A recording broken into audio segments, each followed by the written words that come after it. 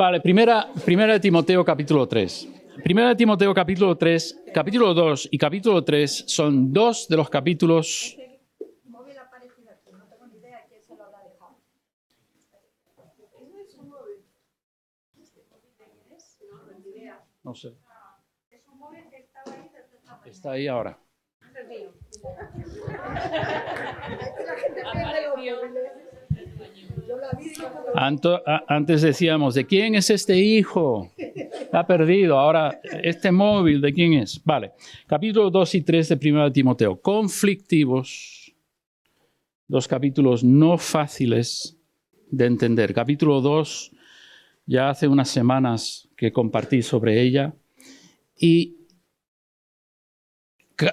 versículo clave en este capítulo 3 es el versículo 15. Esto te escribí empezando el 14. Pablo a Timoteo, aunque tengo la esperanza de ir pronto a verte. Y te lo escribí para que, si yo tardo, sepas cómo debes conducirte en la iglesia de Dios, que es la iglesia del Dios viviente, columna y baluarte de la verdad. Ya lo comenté cuando miramos el capítulo 2. Hay unas particularidades en cuanto a estos dos capítulos. ¿Cuáles son? Primero, Timoteo está en una iglesia, la iglesia de Éfeso, donde hay muchísimos conflictos. Y está tratando de poner orden. Y de hecho, en el capítulo 20 de los Hechos, Pablo ya les advirtió a los ancianos de esta iglesia en Éfeso lo que iba a pasar. Unos años antes, Pablo, que es llevado desde Jerusalén a su primer encarcelamiento en Roma, pasa por Éfeso e invita a los ancianos a que bajen no me acuerdo el puerto, pero a que bajen para verles. Y en los versículos 28 a 35, en Hechos 20, Pablo le dice lo siguiente a los ancianos de la iglesia de Éfeso, iglesia donde está Timoteo. Cuidad de vosotros mismos y de todo el rebaño sobre el cual está hablando ancianos múltiples. Cuidad de vosotros mismos y de todo el rebaño sobre el cual el Espíritu Santo os ha puesto como obispos. Obispo es la misma palabra para alguien que vela. Nosotros tenemos la idea de una persona con un cucurucho y tal. No es esa. El obispo es una persona que está velando por, en este caso, por la iglesia, ¿no? Puesto como obispos para pastorear la iglesia de Dios, que él adquirió con su propia sangre. Esto es Pablo, años antes, sé que después de mi partida entrarán en medio de vosotros lobos feroces que procurarán acabar con el rebaño. Aún de entre vosotros se levantarán algunos que enseñarán falsedades para arrastrar a los discípulos que los sigan. Por tanto, estad alerta. Recordad que día y noche durante 3 años no he dejado de amonestar con lágrimas a cada uno en particular. Ahora os encomiendo a Dios y al mensaje de su gracia, mensaje que tiene poder para edificaros y daros herencia entre todos los santos. No he codiciado, Pablo, no he codiciado ni plata, ni el oro, ni la ropa de nadie. Vosotros mismos sabéis bien que estas manos se han ocupado de mis propias necesidades y de las de mis compañeros. Con mi ejemplo os he mostrado que es preciso trabajar duro para ayudar a los necesitados. Recordando las palabras del Señor Jesús, hay más dicha en dar que en recibir. Y ahora, capítulo 3, los temores de Pablo se han hecho realidad. Es una iglesia donde han entrado lobos, han intentado arrebatar, han causado división y disensión, y hace falta poner orden. Y dice Pablo en el versículo 15, por eso te he mandado ahí, joven, para que pongas orden en esta iglesia. Ahora, también si estuviste cuando miramos el capítulo 2, las particularidades de esta iglesia es que aparentemente hay unas viudas ricas que están causando todo el problema. Lo dije entonces, lo vuelvo a decir. Me es muy interesante que en el capítulo 5 de Primera de Timoteo, empezando en el versículo 3 hasta el 16, habla de viudas. Es el único sitio, salvo en Hechos, que es capítulo 6, donde hablaban de las viudas griegas que no están recibiendo es el único momento cuando hace una diserción tan larga sobre viudas. Y aquellos que estudian la palabra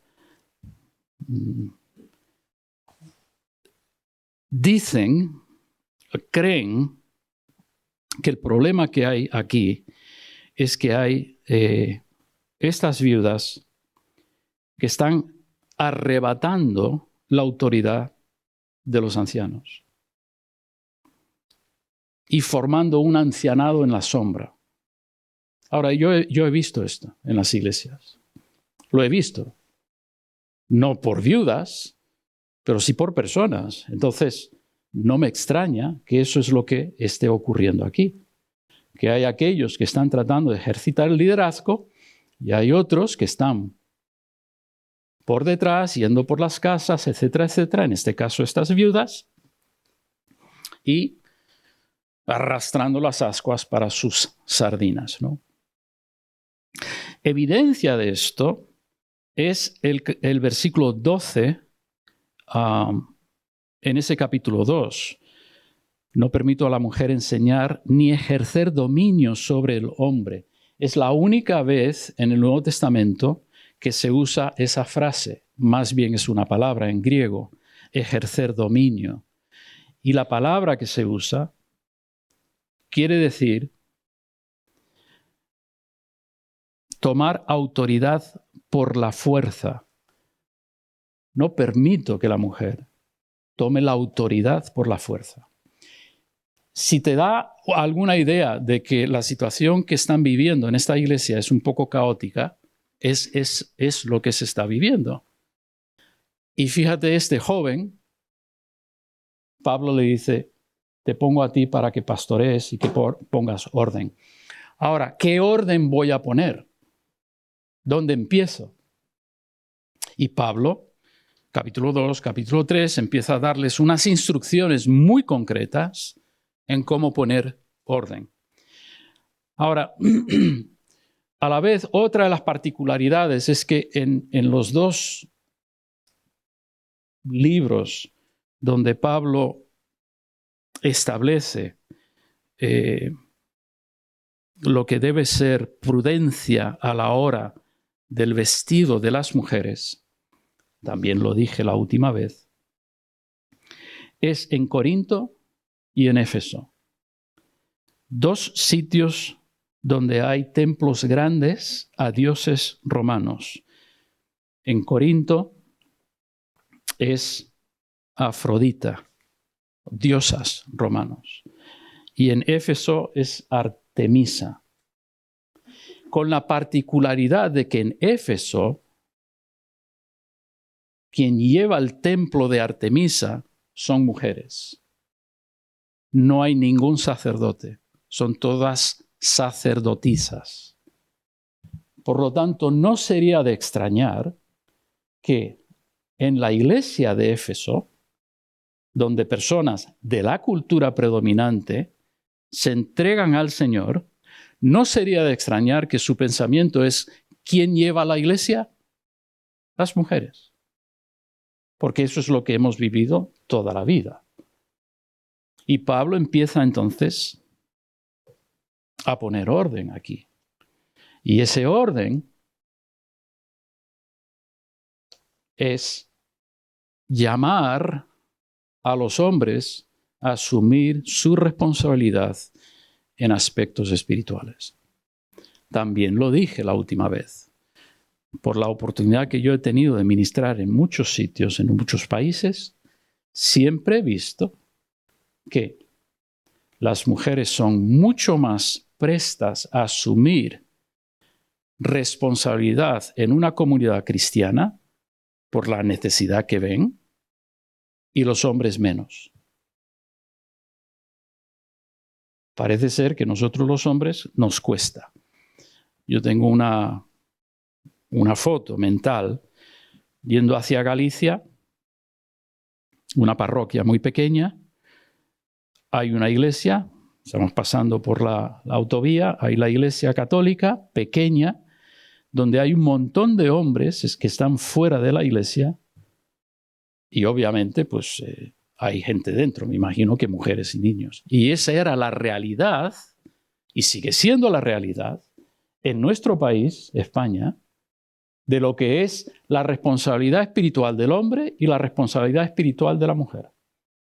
El hombre ha de llevar la familia a la iglesia, quedarse fuera, hablando con sus amigos, fumando, si luego se van a un bar a tomarse algo, y las mujeres son las responsables de instruir a los niños y de llevar lo cultico. Si ocurre hoy día en el siglo XXI, ¿por qué no va a ocurrir en el siglo, no sé, este siglo? Javi, ¿qué siglo es? ¿Tú te acuerdas? ¿Siglo I? Siglo I. El hombre no asume esa responsabilidad. Y Pablo, entonces, llama, lo primero que hace, en el capítulo 2, es habla de hombres que levantan manos santas en oración. Llama a los hombres a asumir esa responsabilidad. Ahora bien, cuando miremos tanto el capítulo 2 como el capítulo 3, cuando miremos este capítulo 3, no podemos olvidarnos de lo siguiente, que hay ejemplos en el Nuevo Testamento donde mujeres ejercen de diáconos. Y hay ejemplos en el Nuevo Testamento, y esto es algo muy reciente, los últimos 10 años en las investigaciones bíblicas, lo que ha salido, curiosamente, es en capítulo 16 de Romanos, donde está hablando de colaboradores de Pablo, hace mención, por ejemplo, de Junias. Versículo 7. Saludad a Andrónico y Junias, mis parientes, mis compañeros de prisiones, los cuales son, y esta frase, muy estimados entre los apóstoles. Desde hace 10 años, la única forma de interpretar esta frase era que los apóstoles tenían en gran estima a estas dos personas. Pero las investigaciones posteriores lo que nos han revelado es que estas dos personas eran apóstoles también. Uno hombre y otro mujer. Por lo tanto, cuando empezamos a leer sobre requisitos de obispos, vamos a ver que el énfasis es para el hombre. Yo creo que es porque hombres aquí no están asumiendo sus responsabilidades en el ámbito espiritual. Y Pablo les está llamando. Ahora, también tengo que decir que lo que me influye mucho en mi forma de pensar es hace 30 años, más o menos, esta iglesia estábamos considerando si era bíblico tener ancianos y ancianas. No había otra iglesia en Madrid en ese momento con mujeres como ancianos. E hicimos todo un estudio, el equipo pastoral, por un año sobre la palabra. Y esta conclusión es a la que hemos llegado y es con la que yo he trabajado desde entonces. Tú puedes estar de acuerdo o en desacuerdo. Es válido. ¿Por qué? Porque la palabra pone énfasis en que los hombres han de asumir el ancianado, la responsabilidad. Pero hay ejemplos donde mujeres lo hacen. ¿A qué conclusión llegamos el equipo pastoral en ese entonces? Éramos cuatro pastores y creo que 7 ancianos, no me acuerdo, Javi, cuántos éramos. Bueno, éramos un grupo grande. Llegamos a la conclusión de que en la Biblia el ejercer responsabilidad espiritual, tanto en el Antiguo como en el Nuevo Testamento, es algo que Dios llama al hombre a hacer, pero también la mujer. Y el ejemplo que tenemos, Romanos 16, versículo 1, nuestra hermana Febe, la cual es diaconisa de la iglesia en Cencrea. Priscila y Aquila. Priscila es mujer, se menciona antes que Aquila, interesante. Mis colaboradores en Cristo, versículo 3. Versículo 4, que expusieron su vida por mí, a los cuales no solo yo doy gracias, sino también todas las iglesias de los gentiles. Saludad también a la iglesia de su casa. Están ejerciendo el pastorado juntos. Versículo 7 de ese capítulo 16. Saludad a Andrónico y a Junias. Y os he comentado sobre el tema de ellos considerados como apóstoles. Y versículo 15. Saludad a Filólogo y a Julia y Nereo y su hermana, a Olimpas, y a todos los santos que están con ellos. Estos son responsables de una iglesia, los santos que están con ellos. Por lo tanto, ejemplo en el Nuevo Testamento tenemos de mujeres diáconos. Ejemplos tenemos pocos de mujeres apóstoles. Pocos, pero lo hay. Cuando hay estos ejemplos, no podemos entonces hacer una interpretación sesgada sin tomar en consideración estos ejemplos en el Nuevo Testamento y en la Biblia de una postura. Pero vuelvo a decirlo, hay aquellos que dicen el liderazgo en la iglesia solo de ancianado y de diáconos solo puede ejercerlo mujeres. Hombres. Bien, yo no entro a trapo, es decir, han hecho sus estudios, y llegan a esa conclusión. Pero lo que sí quiero decirte es lo siguiente. Ese no es el énfasis en el capítulo 3. Nosotros hoy día nos enredamos en estas cosas. Pero ese no es el énfasis. ¿Cuál es el énfasis del capítulo 3? Te pregunto. Tú que tienes la Biblia ahora mismo abierto y estás leyendo el capítulo 3 de 1 Timoteo, ¿cuál es el énfasis?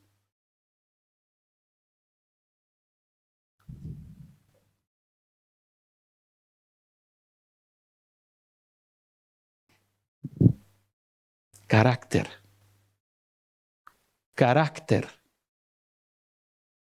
El carácter de la persona ejerciendo como anciano. El carácter de la persona ejerciendo como diácono.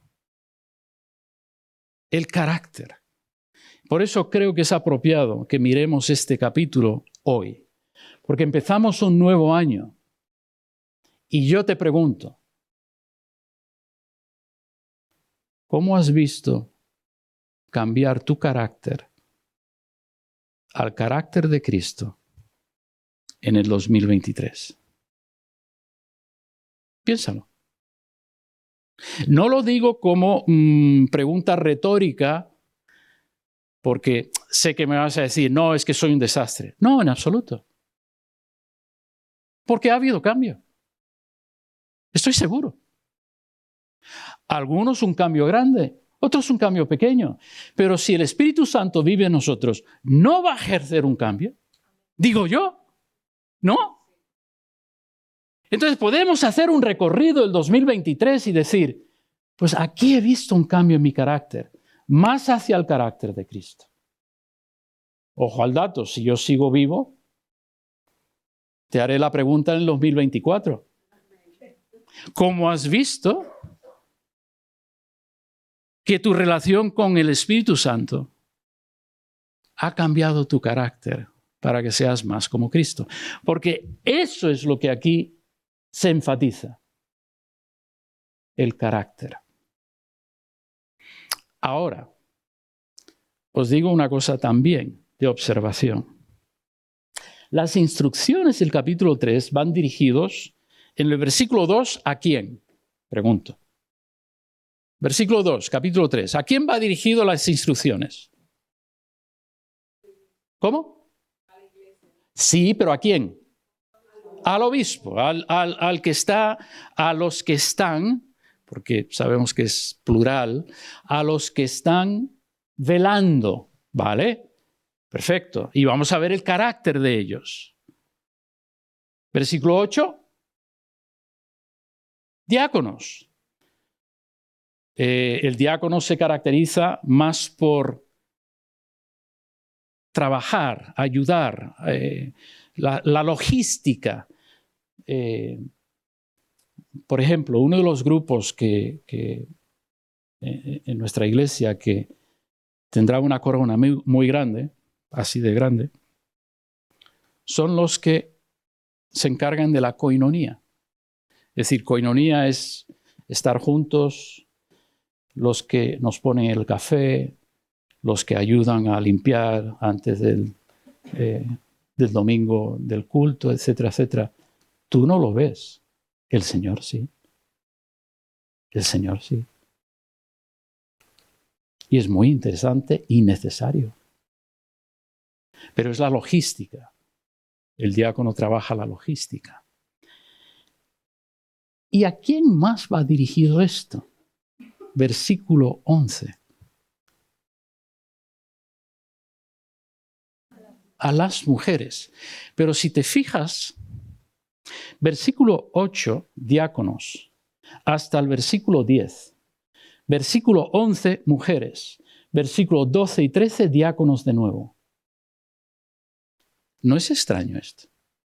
Que de repente, como usando un calzo, se dice calzo, ¿no? Metes ahí un versículo a las mujeres. ¿A qué mujeres se está refiriendo? Yo creo que se está refiriendo precisamente a estas viudas del capítulo 5, donde ellas están haciendo de lo suyo y Pablo dice, espérate un momento, tu carácter, tu carácter. Bueno, cuando habla en el versículo 2, pero es necesario que el obispo sea irreprensible, marido de una sola mujer.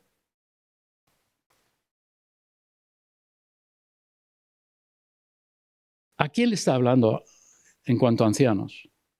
Algunos dicen que le está hablando a hombres y mujeres, porque eso es una frase hecha que en ese tiempo se usaba para decir esta persona tiene una relación monogámica. Otros dicen, bueno, el griego es amorfo en su referencia a hombre y mujer. Es como nosotros antes que decíamos hombre y nos referíamos a hombre y mujer. Doctor y nos referíamos a una mujer y a un hombre. Es cierto, el griego es amorfo en ese sentido. Pero mi forma de leer esto es que está refiriendo a hombres. Marido de una sola mujer. ¿Por qué? Porque está llamando de nuevo a los hombres de esta iglesia a asumir su responsabilidad en el ámbito espiritual. A no dejar que otros lo hagan, porque ese otro, por regla general, suelen ser a las mujeres. Benditas las mujeres. ¿Dónde estaríamos muchas congregaciones sin las mujeres? Porque los hombres Claro, no voy a empezar porque luego digo tonterías, pero a veces los hombres nos tenemos que poner los pantalones espirituales y empezar a hacer... Bueno, me callo porque luego entramos con los machos y todo eso, en fin.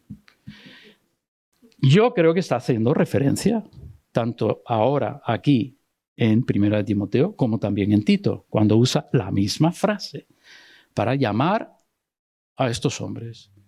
Chico, espabila. Tienes una responsabilidad, empieza a ejercer.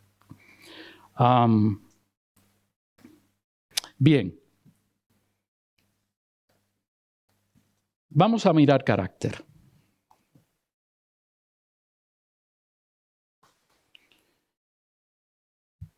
Versículo 2 al versículo 7. Irreprochable. Irreprochable es que no se le puede acusar de nada. Ni de dentro ni de fuera. Dice Pablo, estas dos manos trabajaron. Ancianos, yo no he codiciado ni plata, ni oro, ni vestido de nadie de la iglesia. Y para que sepáis, visteis que estas dos manos trabajaron para alimentarme a mí y a mi equipo. Irreprochable. Nadie podía, no, es que Pablo está viviendo del cuento. Eso dicen de algunos pastores. A ver los haylos, efectivamente. Hay algunos que viven del cuento, efectivamente. Marido de una sola mujer, ya lo he explicado, es una frase hecha para ese entorno, pero yo creo que en este caso está haciendo referencia a que son maridos de una sola mujer. Una relación monogámica, pero está llamando al hombre a ello. Sobrio. Sobrio, que quiere decir que carece de adornos superfluos. Ese árbol no es sobrio. No. Es un poco rimbombante, ¿no? Eso es. Eso no es sobrio. Pero sobrio es, esta persona no viene con... Bueno, no me meto porque luego amigos míos dicen, estuviste predicando sobre mí. No, no estoy predicando sobre ti. Sobrio, moderado, que carece de adornos superfluos. No dado al vino. Otras traducciones dice no borracho. Todos aquellos de nosotros que hemos nacido y nos hemos criado en Latinoamérica y en el contexto de la Iglesia Evangélica Protestante Latinoamericana, tienes que escuchar esto. No dado al vino, no borracho. El vino no es pecado. Se nos ha enseñado toda la vida que no podemos beber porque eso es pecado. Tú llegas aquí a España y la Santa Cena te la damos con vino. Por lo tanto, yo primera vez cuando vi eso pensé, todos van al infierno. Toditos, toditos. Yo no sé qué hago aquí en España, pero es que todo, claro, ya sé, es que no hay ni un creyente aquí. Incluso los que dicen creyentes no son creyentes. Porque no, no es eso. No.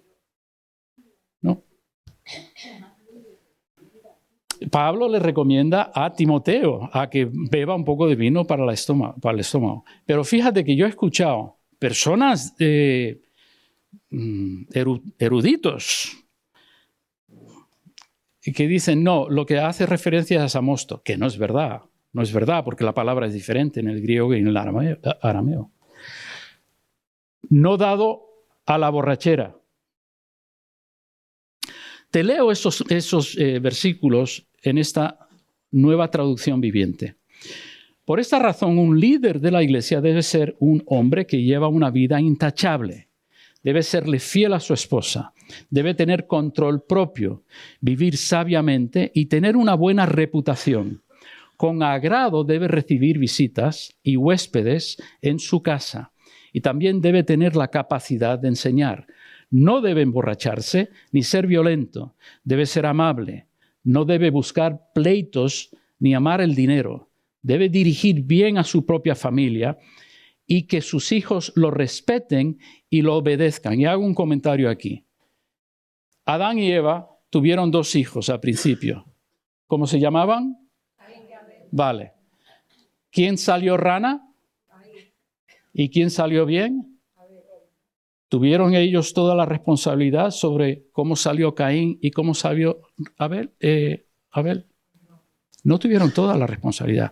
En un momento dado, el hijo llega a ser responsable de sus propias acciones. Y yo puedo, en el caso nuestro, tuvimos una hija que se apartó del Señor. Yo le decía, si vives conmigo, vas a la iglesia. Dice, sí, pero yo no estoy. Está mi cuerpo, pero no está mi mente. Digo, me vale tu cuerpo. Ahora, esa hija tiene 30, 40 años. Yo no puedo forzarla. Yo he hecho todo lo posible. Por eso me gusta esta versión cuando dice que tengan en orden su casa. ¿Qué quiere decir? Que sus hijos lo respeten y le obedezcan. Mis hijas pueden ser creyentes o no, pero hay un respeto y una obediencia. Hace poco, muy pocas veces me pongo los galones de padre, pero hace poco, en una circunstancia un poco límite, ellas querían que se hiciese algo, hablarle a una persona, porque esa persona estaba metiendo la pata, y no era apropiado. Y yo tuve que decirle, y estoy hablando de, Steffi tiene 32, Mar tiene 20, no sé qué, Raquel tiene 25. Como padre te digo que no hagas nada. Y lo que es curioso, si tú has hecho bien tu labor como padre y como madre, tú puedes tener un hijo de 2 metros por 2 metros, que es un Hércules. Y cuando le dices, tu padre o tu mamá te está diciendo esto, ese Hércules, lo he visto. Otra cosa es que sea creyente. Yo no puedo forzar. Pero sí le puedo enseñar lo que es ser respetuoso con ellos para que ellos sean respetuosos. Y sí le puedo enseñar también lo que es la obediencia. Ser obedientes. Además, la gente que no es de la iglesia debe hablar bien de él para que no sea deshonrado y caiga en la trampa del diablo. ¿Cuál era la trampa del diablo? El diablo era hipócrita. La trampa del diablo es aparentar algo que no eres. Él aparentaba ángel de luz y ¿qué era? Ángel de tinieblas. Carácter. Ahora vamos con carácter del diácono. Versículo 8, 10, 12 a 13. Dignos, que merece respeto, tiene buena reputación. Versículo 9. Guardando el misterio de la fe con limpia conciencia. ¿Cuál es el misterio de la fe? Esa frase es una frase específica, no se usa en otro sitio, en el Nuevo Testamento, específica para este capítulo. Y me remito al versículo 16 del capítulo 3. ¿Cuál es este misterio? Puede ser lo que dice Pablo aquí. Dios fue manifestado en carne, justificado en el Espíritu, visto de los ángeles, predicado a los gentiles, creído en el mundo, recibido arriba en gloria. ¿Por qué? Porque en el versículo 16 dice, grande es este misterio. Y dice, este es el misterio. Puede ser eso, es decir, la revelación de quién era Jesús. El hijo de José, Emanuel, el Mesías. Hay una revelación progresiva. Ese puede ser la encarnación y la resurrección, aquí, versículo 16, puede ser la salvación de los gentiles.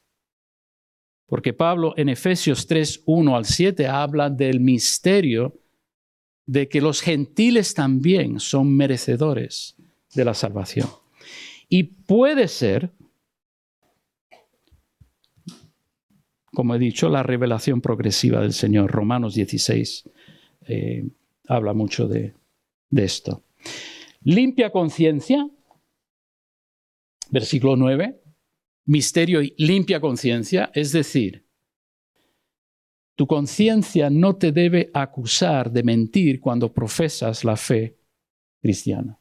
Es que lo que estás diciendo y lo que estás viviendo no es verdad. Limpia conciencia. Versículo 10, sometido a prueba primero. Esto no se requiere del obispo. ¿Por qué? Porque el obispo, yo creo, es más conocido, lleva más tiempo. El diácono puede ser una persona, un nuevo creyente, conocido poco. El obispo no puede ser un nuevo creyente. El diácono lo puede ser y por lo tanto se debe someter a prueba. Si lo hace bien, sigue. Si no lo hace bien, se trabaja con esa persona. Irreprensible, versículo 10. Ese concepto es un concepto muy, muy, muy bíblico. Noé era irreprensible. Abraham era irreprensible. David, como joven, dice de él en 1 Samuel 29 que era irreprensible. Job. Entonces es un concepto. Ahora, llegamos a las mujeres. Y lo que se le requiere a las mujeres en ese versículo 11, que sean honestas. Porque estas viudas van por ahí deshonestamente. Que sean honestas, no calumniadoras. Y si lees en el capítulo 5, verás que esto va directamente hacia lo que estas personas estaban haciendo. Sino sobrias y fieles en todo. Fieles en todo. Le estás arrebatando la autoridad a los que están liderando la iglesia. No le estás siendo fiel. Fieles en todo. Ahora, termino. Si tú te vas a casa en estos momentos, ¿qué te llevas? ¿Qué te ayuda? Esto es lo que hemos observado. Ahora vamos a aplicarlo. ¿Cómo llegan a tener estas cualidades? Y esta es la aplicación para ti, para esta semana. ¿Cómo llegas a ver un cambio en tu carácter en acuerdo con el carácter de Cristo? Te pregunto. En esta semana, ¿qué haces tú para que pueda haber un cambio en tu carácter?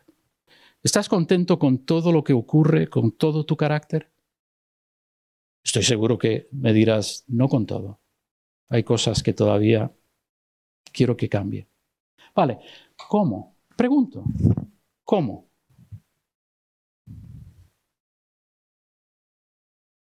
¿Cómo nos cambia el Señor?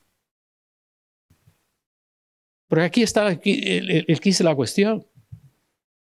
Nos vamos a casa, bueno, sí, tienen que tener este carácter, pero ¿y mi carácter? ¿Cómo cambia mi carácter? ¿Cómo puedo ayudar a que el Espíritu Santo cambie mi carácter? Pregunto. ¿Qué puedes hacer? Sí. Perfecto. Muy bien. Eso es una de las primeras cosas, es que tenemos que identificar y ser honestos. Vale, el carácter de Cristo, lo hemos cantado. Curiosamente, tú y yo no hemos hablado de esto, pero el Espíritu Santo está obrando aquí, porque hemos cantado, este es el carácter de Dios. ¿Y el mío? Señor, aquí necesito ver tu cambio. Gálatas, este es el carácter de Él. Aquí necesito. Lo primero es identificar. ¿Qué más? Pedirlo, efectivamente. Señor, yo no puedo. Yo no puedo. Es imposible. Pero yo conozco uno que sí. Y tú eres evidencia de eso, ¿o no? Claro. Estos años, estos meses, estas semanas que llevas con el Señor, tú has visto cambio. Porque cuando Él vive en ti, te impregna de quién es y empieza un cambio desde dentro. Yo era comunista toda la vida. Bueno, toda la vida, de joven. Hay que cambiar la sociedad. El comunismo dice, cambias las estructuras para crear nuevas estructuras y la bondad del hombre creará nuevas y buenas estructuras. Mentira. El hombre, aquí adentro, hay una parte podrida que solo Dios puede cambiar. Solo Dios. Y un hombre y una mujer cambiada cambian estructuras y traen nuevas cosas. Sí. Identificamos, pedimos, ¿qué más? Dejar que obre, efectivamente. Y ese dejar que obre te va a poner en situaciones donde tienes que ejercer paciencia, donde tienes que callarte, yo qué sé, pero te va a poner en situaciones donde tienes que decir, Señor, yo no puedo, pero ayúdame tú.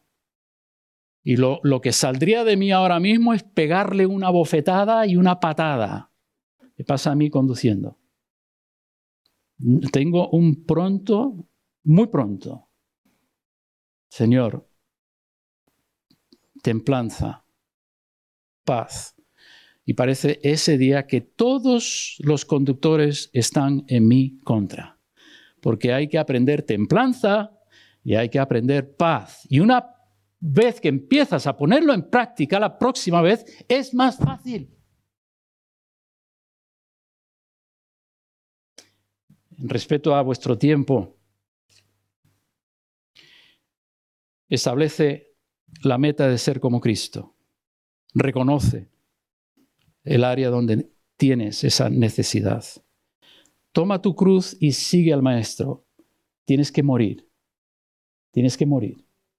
No voy a actuar de esa forma. Actuaré de esta forma, Señor. Pregunta a un hermano o una hermana, ¿dónde ves que yo necesito que Dios me cambie? ¿Estás casado? Pregúntale a tu marido, a tu mujer.